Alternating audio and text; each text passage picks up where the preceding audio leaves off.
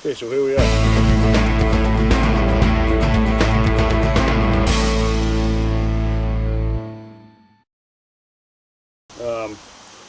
Haven't done a YouTube video in about 3 years, I guess.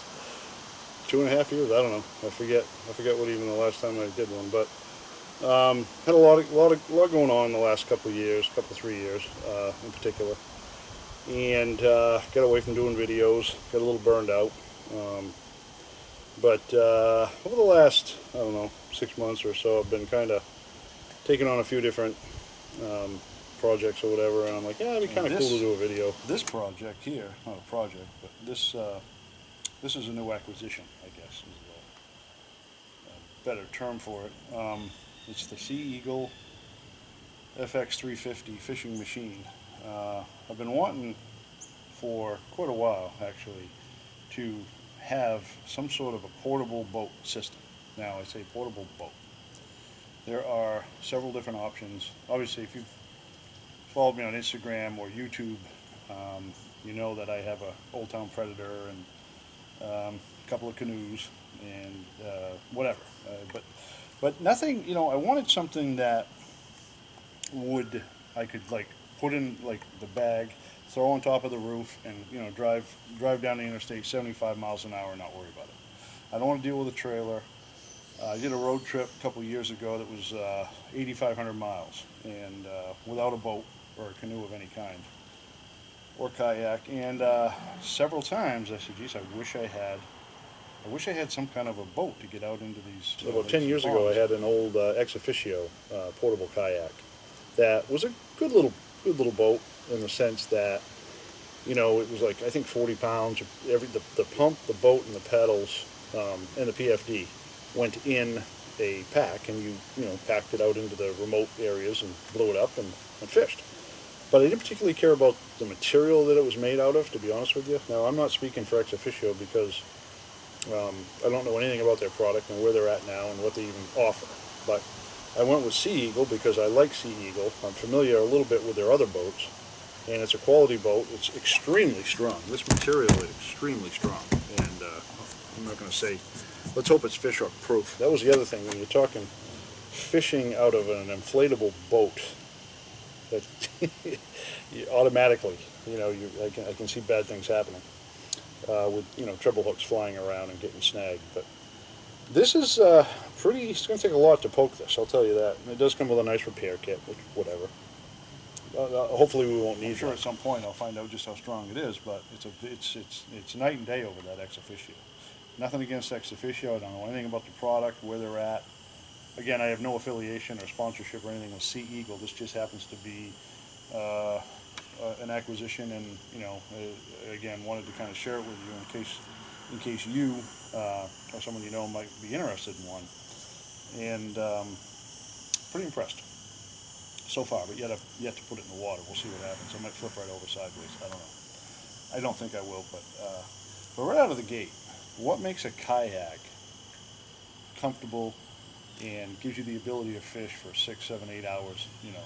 This seat, for instance, that seat is the best thing. Now, when you're fishing out of a kayak, anyone that's fished out of a kayak, you know, after a couple hours sitting in a traditional kayak, the seat's it kills your back. It's just uncomfortable, you know, for me anyway. After a couple hours, it's like, oh, I'm uncomfortable. I mean, I've done it, I've toughed it out, but it's just the idea, you're out there to enjoy yourself, it's not a torture test, or it shouldn't be. So my Old Town Predator was the answer to that, because I sit up like 10 inches, it's got a nice seat, and you know, I can fish 6 or 8 hours out of that thing. Stand up in it, stretch my legs, no problem. This thing, if you inflate the floor to 10 psi, it's like a surfboard. So it's good and solid. And then this seat, you're sitting up, you know, the whole point is you're sitting up, and you know, you're able to get comfortable. And you know, I'll show you you'll see in the demonstration, it locks down. It's not going to fall apart. It's not going to fall out on you. And it goes on really quick. Like I control for white perch, I can control for salmon, trout, whatever. But I can also, you know, bass fish or whatever else I want to do out of it. I was down at Lake Tillery in the spring catfishing, and again, I wanted to be out on the water. I was fishing from the shore, but I wanted to be out on the water because they were catching catfish left and right out there. It's like, geez, all I need is a small boat I can just carry with me, and I think this might be the answer. So I'm just gonna run you through a quick setup of how easy it is. Now, this is right out of the box. I had no idea about the product. I say no idea. I've watched a couple of YouTube videos, but the boxes show up, you put it together and go. And basically, I just wanted to do it without any, right from the get-go, so you know what you're up against, and it's very simple. A couple little things you got to watch out for, but other than that, piece of cake. I mean, I can easily see this thing being set up in under 10 minutes once you know what you're doing, and there's not a lot to it. So I think the next step is to go out and try to. Well, I'll run you through the setup, and then we're going to go catch some fish.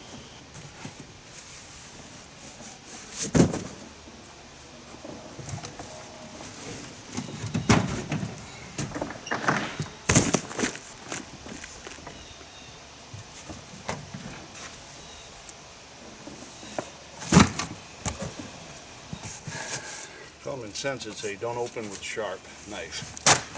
Inflatable kayak.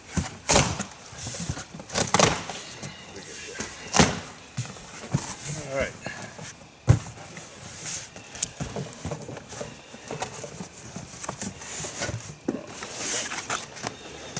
See, we got a seat bracket.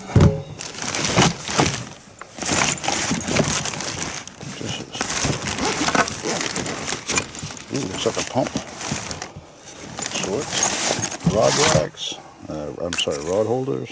Paddle.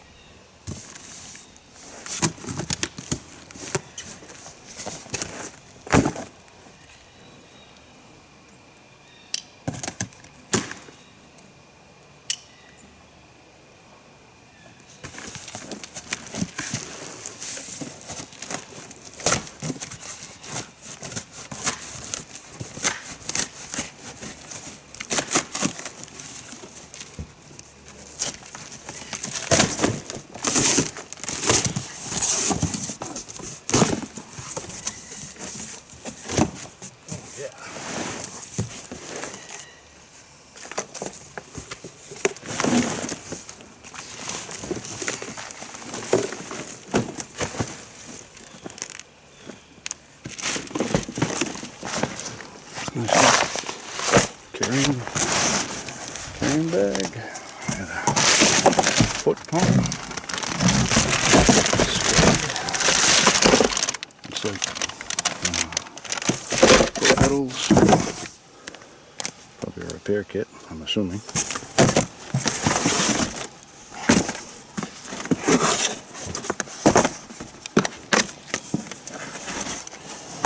That looks like a comfortable seat.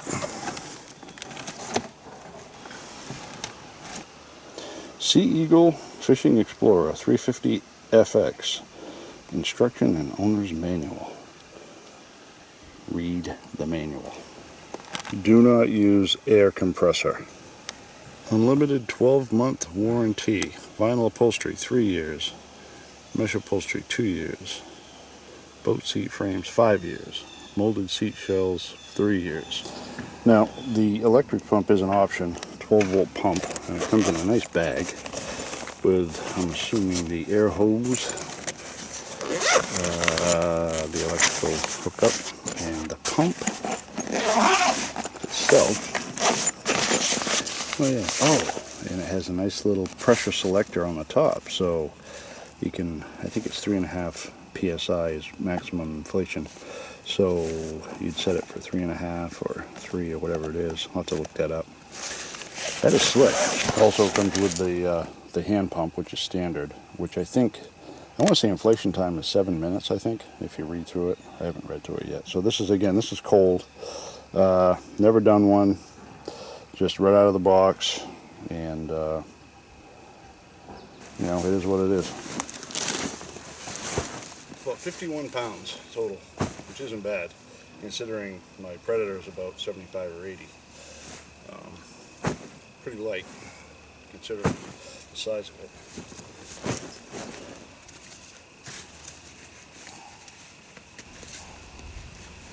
What I like about this setup is this can go right up on my roof rack. A nice little bag, and I can carry it everywhere. Got a lot of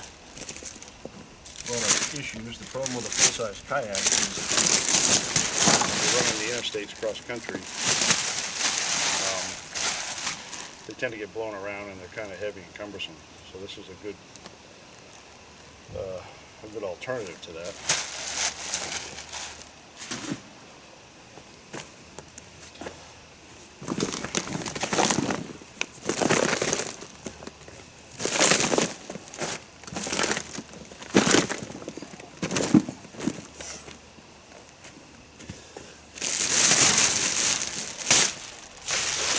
Now, because I opted for the electric pump, I want to try that out first. Essentially, you just clip it onto a battery, 12-volt battery, very simple. Set your pressure for where you want it, and hook it up and turn it on. I got solar power in my van. I got a 400-watt panel on the roof, and over to the inverter there and down to the batteries. So I can just plug right in, but you could plug it right into the, the battery on your van, or your battery in your car or whatever. Just hook it onto a battery. That's pretty standard. Okay, so the pump's hooked up. Now, in reading the directions, it says put the skeg in plus the foot pedals before inflation. Now, I don't know if that's a big deal or not, but because that's the way it's laid out in the instructions. If you flip up the back of the boat, you can see the skeg just slips right in like that. It says do not force it, so I'm assuming once you get it in, oh, I'm sorry, yeah, so I got it backwards, because I got the back folded up. Essentially it goes in like this, and then you, this little tab here, you can see it, actually it probably locks in like that, so I'm going to go ahead and install it, but you go ahead and throw that in, just make sure you get it going the right way, which is kind of, should be obvious. You can see there's a little cutout right there. Like I say, once that gets slid into place, it went in pretty easy. Slide your lock in, and that'll hold the skeg. There's the foot pedals, foot braces or whatever. I'm going to stick those in now. In the front of the boat, you can see they got this set up here. And this, I'm assuming, ultimately, I guess the end game, this is going to end up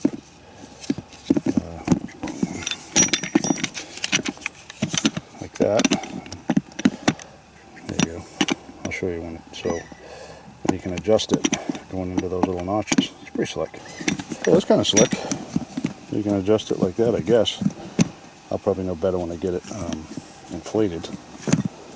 But that's the foot pedal on one side. I'm assuming that's how that works. So now we get both the foot pedals in place. I think we're ready to blow this thing up.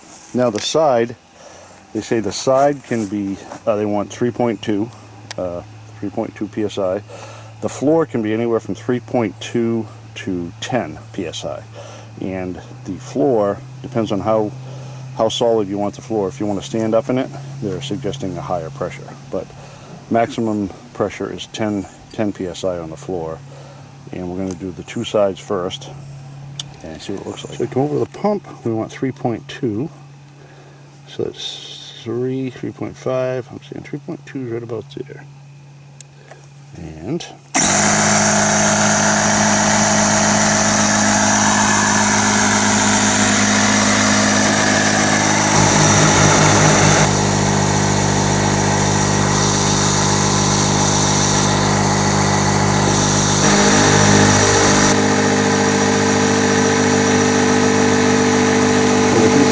up with the skeg in place. So now we're going to do the floor, and it says you can go to 10 psi, minimum 3.2, 10 psi maximum. I'm going to go halfway. I'm going to do 5 pounds just because we'll see how it feels, and then if I want to put more air in, I will. So I'm going to adjust this up to 5 pounds like that. Turn on. Also wanted to point out, when inflated properly, the floor should make a chine, and as you can see, this is. for the proper performance. Now, I'm not expecting this to perform like a regular kayak. I mean, I understand you've got a completely different hull design, though the skeg should help, but I don't expect this to track like my Predator or some of my other kayaks. But for what I'm looking to do with it, next would be the floor straps, and that's simply to keep the sides intact with the floor in rough conditions. I'm going to tighten them up just because, now I'm out on flat water. I have no intention of running rivers with this, but I'm just going to go through the motions. But you just simply cinch these up and buckle them to keep the sides in tight with the floor so it doesn't flex and get all cattywampus. Okay, we got all the floor straps secured, tightened up. One tip: before you blow up the floor, make sure these D-rings are in the right position. I had a hard time flipping these around because they got pinched in between the floor. Hold the camera up so you can see. They got pinched in between the floor and the sides, so I would have almost had to deflate the floor to get them out. So keep that in mind. You just want to make sure those are all ready to go once it gets blown up. Save yourself a little bit of aggravation. No big deal.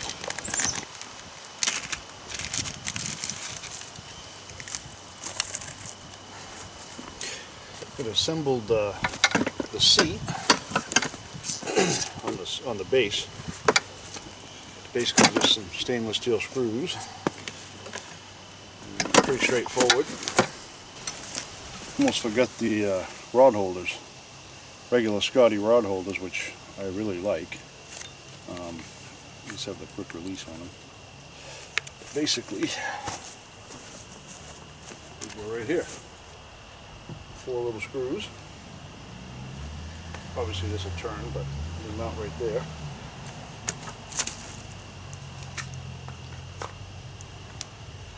I like them like that.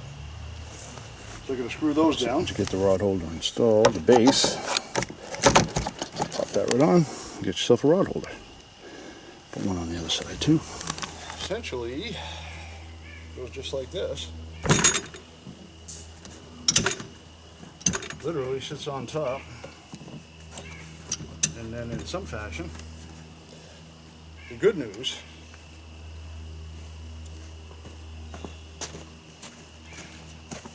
is the Yeti sits right there. So when we're out fishing for food, we can still keep all our 25 white perch right there. So that's good news. Okay, so I think this is pretty slick. Because I do everything raw. In other words, the whole point of this video is when you get this boat, you're going to get it out of the box, you're going to want to put it together, and this is exactly how it, I didn't know anything about this boat, how it went together. I'm figuring it out using the directions, a little bit of common sense. So, and that's reality. I could have, did a dry run, and tried to look like a professional, which I'm not. But essentially, this is pretty slick. So this, essentially, you go on your D-ring right here. I hope you can see me. You go through the D-ring like that, and pull it all the way through.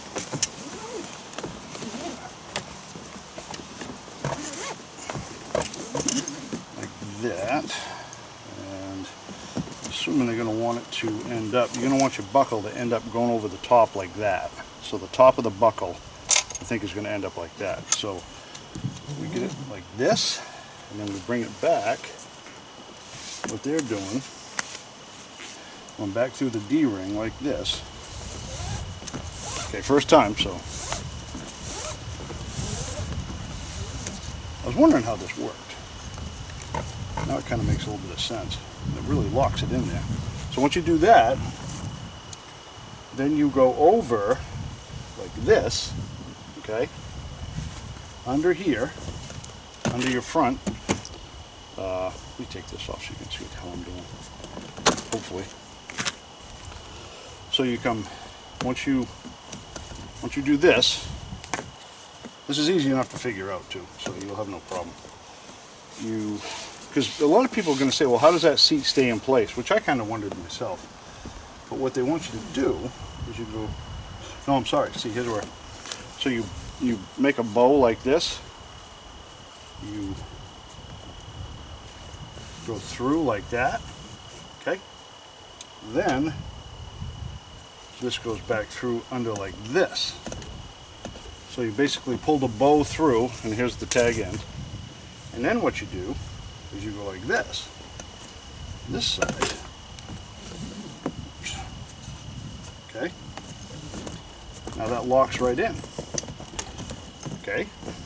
Now you're locked into those D-rings. Then the buckle comes in, which is pretty academic.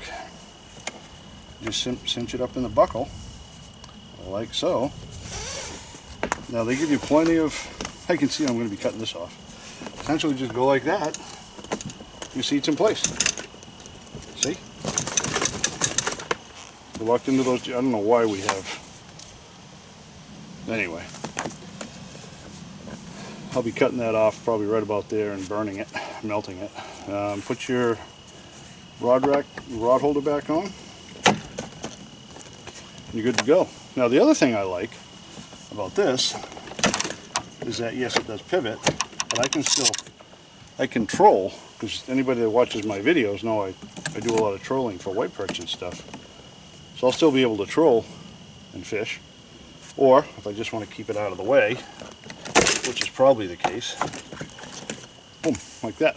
Or use the factory rod holders, which are right there, which are no big deal. Pretty handy though, actually. And then put my Yeti right here, full of ice, and I'm good to go. I am good to go. And yeah, you could strap it down if you wanted to. Obviously I'm not going to, because I want the top open, but if it got rough or whatever, yeah, you could strap that down. Lock your rods in. So anyway, pretty happy with that seat. Obviously that's backwards. Like that. There you go. Not bad. There it is, ready to go. Overall, pretty impressed, to be honest with you. It was a piece of cake to throw together. I mean, now you know what you're doing. The only couple of things you got to watch out for, as I said, those straps in the floor. You got to make sure those D-rings are not pinched between the side and the floor, otherwise they're a bugger to get out. Other than that, you blow it up and throw the seat on. Start fishing. I mean, it's pretty cool. And this pump, I opted for that 12-volt pump, which I really like. However, the pump they send with it has a nice little gauge, and it's a double action pump, so it's blowing up and down, so it blows up a lot faster.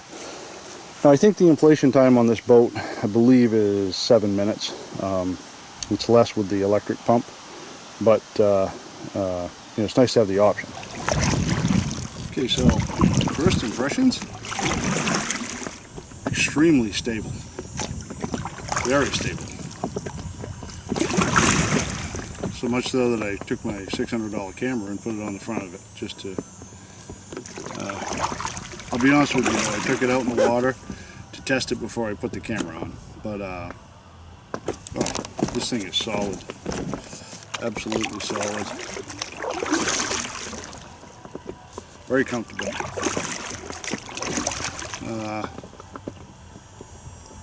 Yeah, swivel seat. No problem.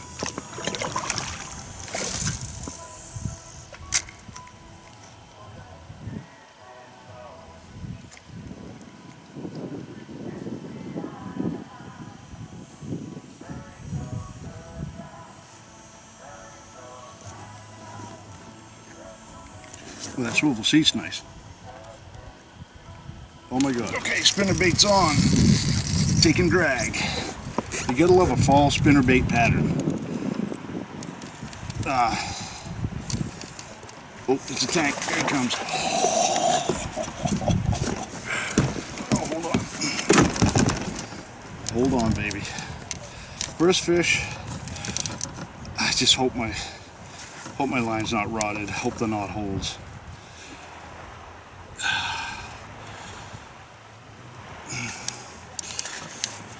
Take some drag, take some drag, take some drag, take some drag. Oh, he came off. He came off. Oh my god, he came off. Oh, he came off. Oh, that was a 5-pound fish.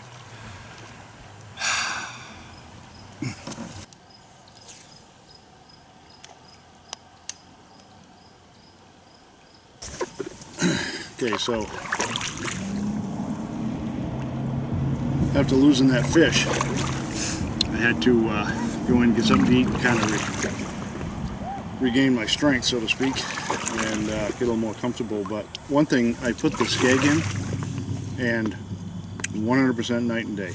This thing tracks almost perfectly straight.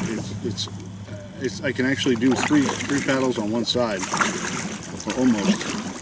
It's just unbelievable, the difference. It just tracks extremely well. Ooh, I'm gonna sneak up on my spot. So I'm gonna give it another try. See if I can get the 2 o'clock largemouth bite. We'll get a smaller one. There we go.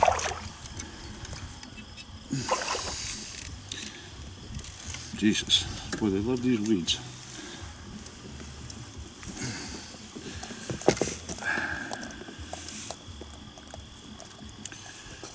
Chunk, but definitely fun to catch.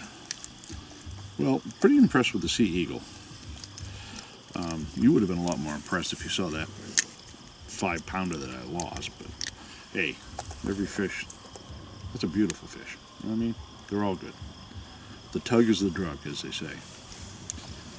So, WCW approved sea eagle. You grow.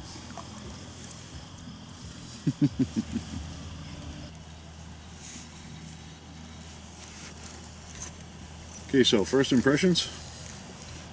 On a score of one, on a scale of 1 to 10, let's talk about comfort.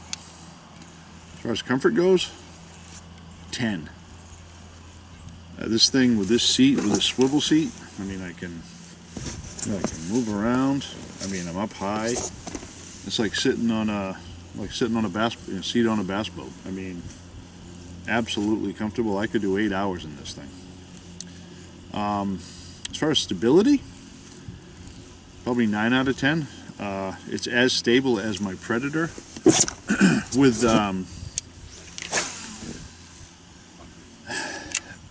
it's a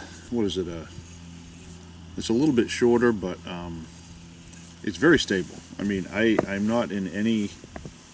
I don't feel like I'm going to go over at all. Which I was kind of surprised, because sitting up high like this, I just assumed it wouldn't be quite as stable, but it's very stable. As far as ease, as far as setup, as far as taking it out of the bag and inflating it and blowing it up and getting it ready to go, I'd give it probably a 8.5, 9 out of 10.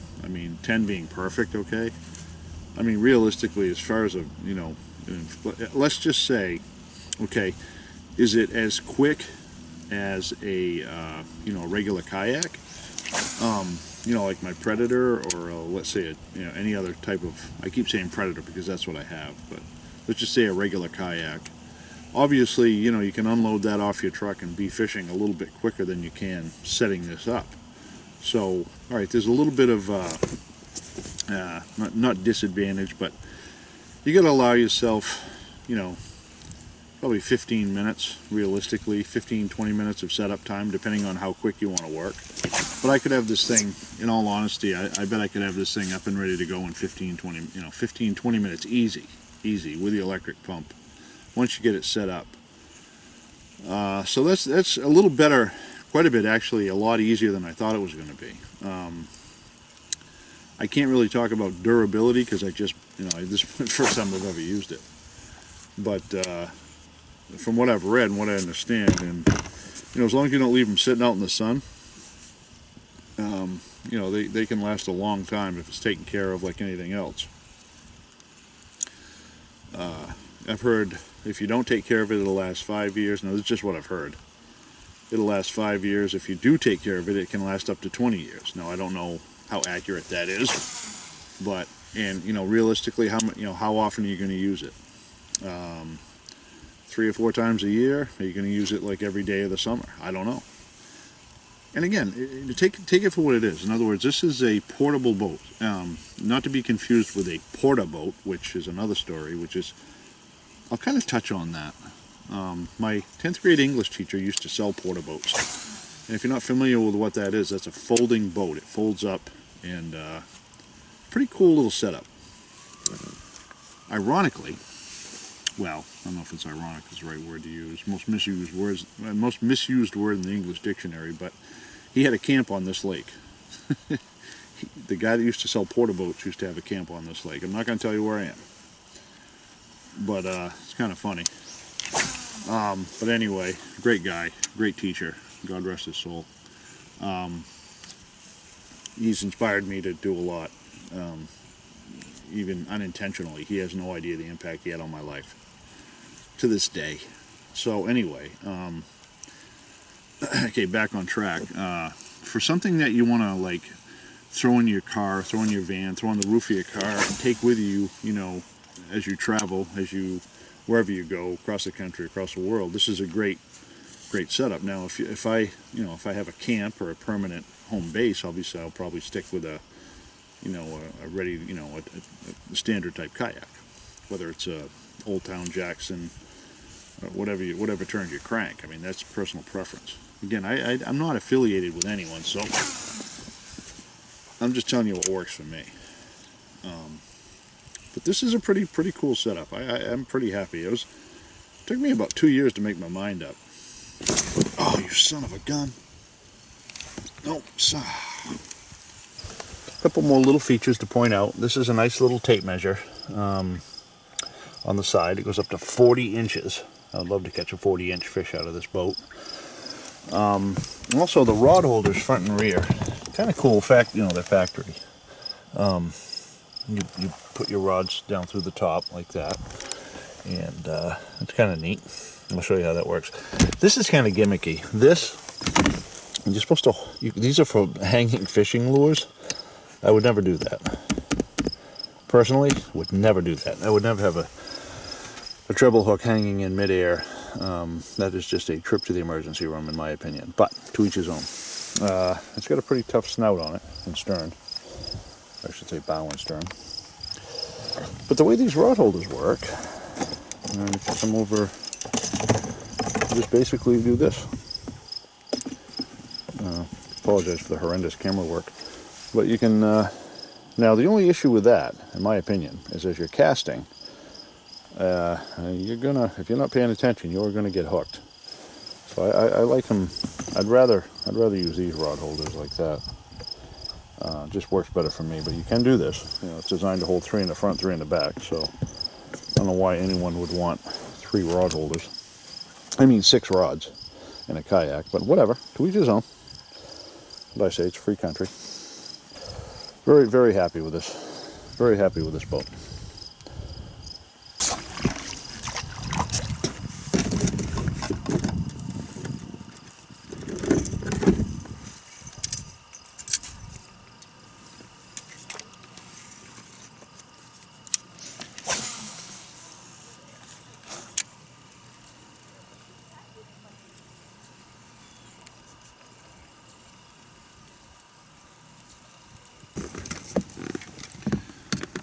Kind of a new strategy.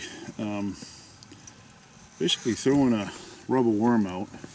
As soon as it hits the water, you reel it as fast as you can, skim it across the top of the water, cross over the lead beds, over the weed bed, and let it drop. And the last 2 times I did it, a fish exploded on it. But what happens when you turn the camera on? No fish. Let's see if we can catch a fish.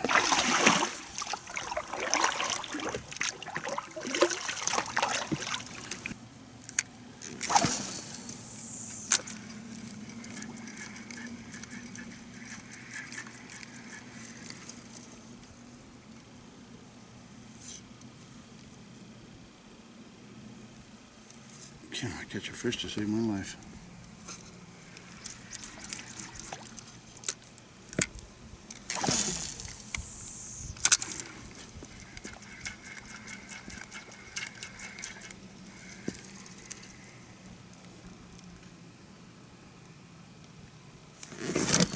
There he is. There he is. I told you we'd catch a fish.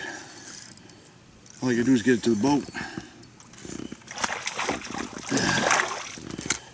There he is. I'm just gonna horse this. I don't have time for this guy. So my inflatable kayak, now bear in mind,